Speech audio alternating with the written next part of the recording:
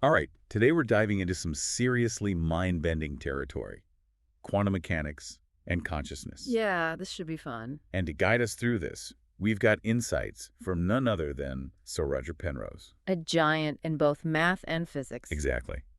Now, we've been digging into this roundtable discussion he was part of, and let me tell you, Penrose doesn't hold back. So, no simplifying things for us then. Not a chance. We're going deep.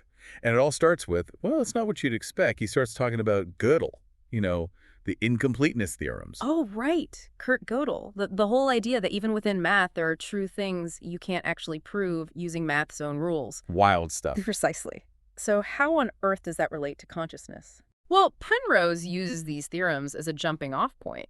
He's essentially saying, look, even math, as rigorous as it is, has its limitations. There are truths that exist outside the system. I'm starting to see where he might be going with this, but I need a bit more to go on. Okay, well, he uses this analogy of a chess game, right? Okay, just go on. So imagine a computer powerful enough to beat any chess grandmaster. Okay, getting there with AI, I think.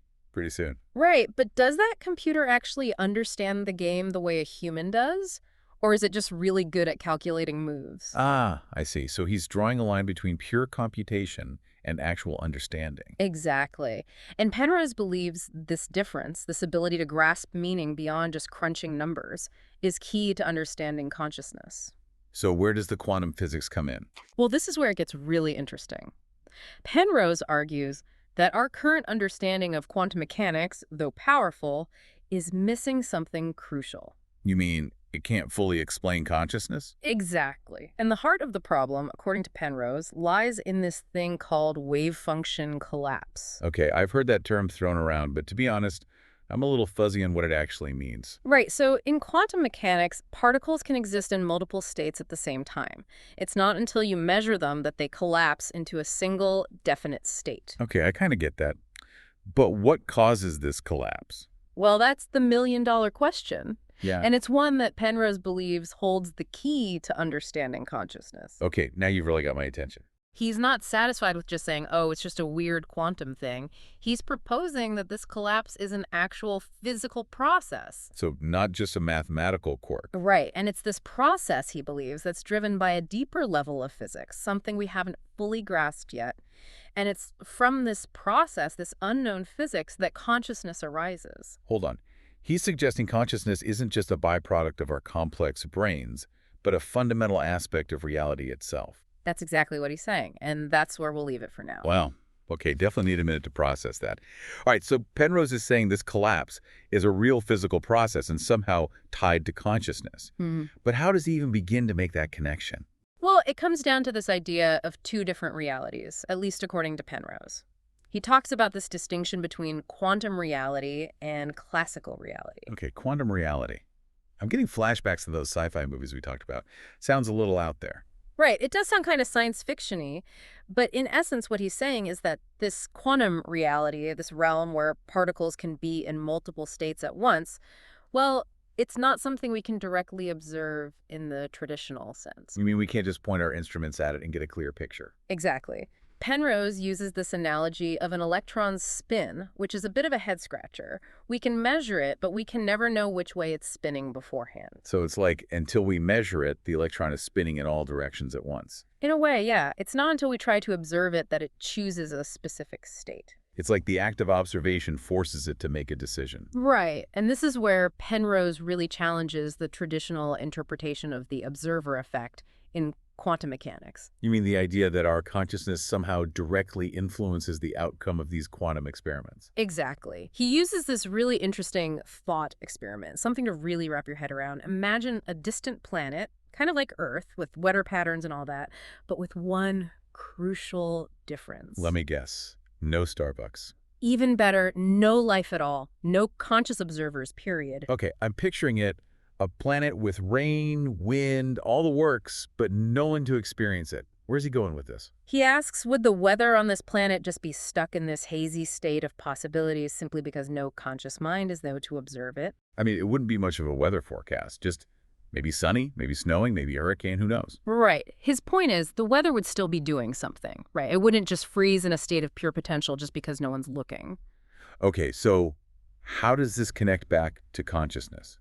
Penrose is saying that this process, this collapse from a multitude of possibilities to a single outcome, is happening all the time, everywhere, regardless of whether or not there's a conscious observer present. So our minds aren't causing the collapse. Right. He's suggesting it's something else, something even deeper, that drives this process.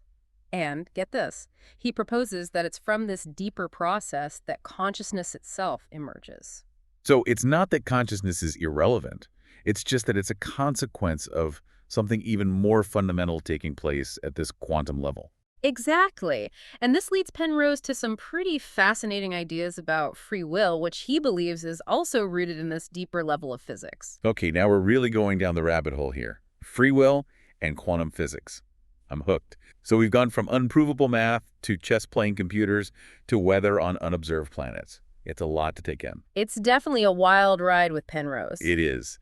But if consciousness emerges from something fundamental to the universe, does that mean my dog experiences it while he's chasing squirrels? Well, I'm not sure Penrose would want to speculate on what's going on in your dog's mind. Fair enough. But he does suggest that consciousness isn't limited to us humans. He thinks it probably extends to other animals, too. Like dogs.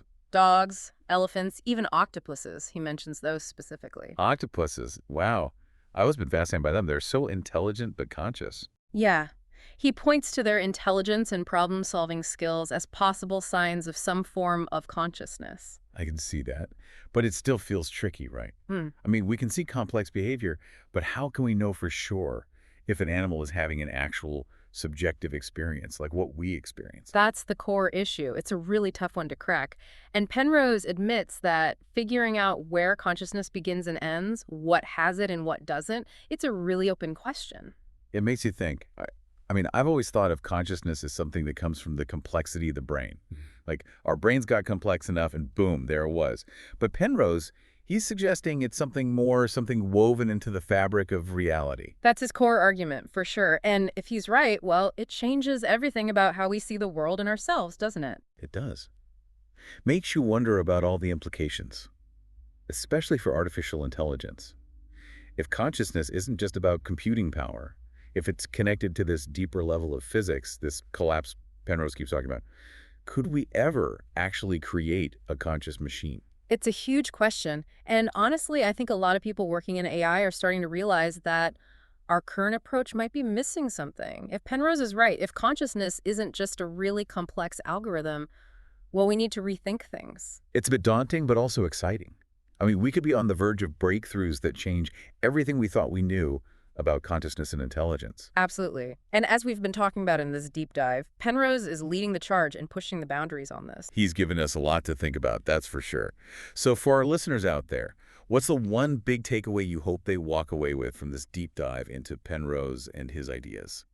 I think it comes down to this. Consciousness, just like the quantum world it might be rooted in, is still a mystery.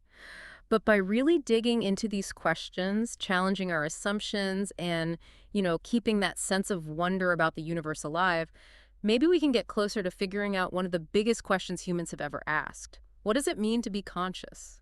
That's a perfect note to end on. We've been exploring the world of Sir Roger Penrose and his unique perspective on consciousness. If you're interested in learning more, we'll have links to his work in the show notes. Thanks for joining us.